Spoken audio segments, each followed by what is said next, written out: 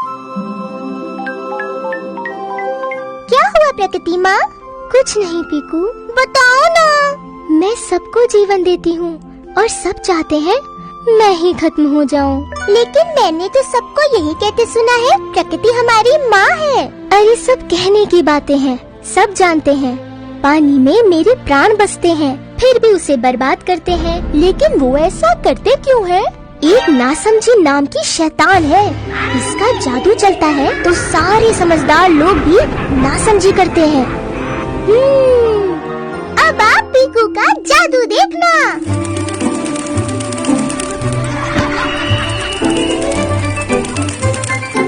बच्चों, हमारी प्रकृति माँ उदास है। उनको लगता है हम उन्हें मार देना चाहते हैं। क्या हम ऐसा चाहते हैं? बिल्कुल नहीं। तो हम सब ऐसा क्या कर सकते हैं ताकि वो खुश हो? आप बताओ।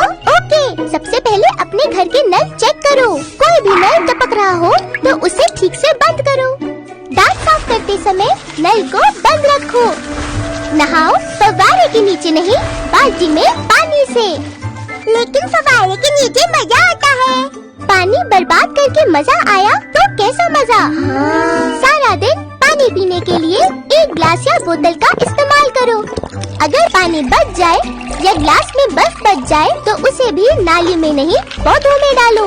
अगर आपके घर में कोई भी शेव करते समय पानी बर्बाद कर रहा है तो उन्हें रोको।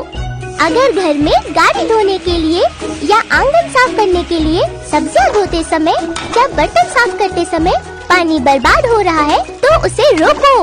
इन छोटी छोटी बातों से हम लाखों लीटर पानी हर रोज बचा सकते हैं। तो क्या हम ऐसा करेंगे? हाँ।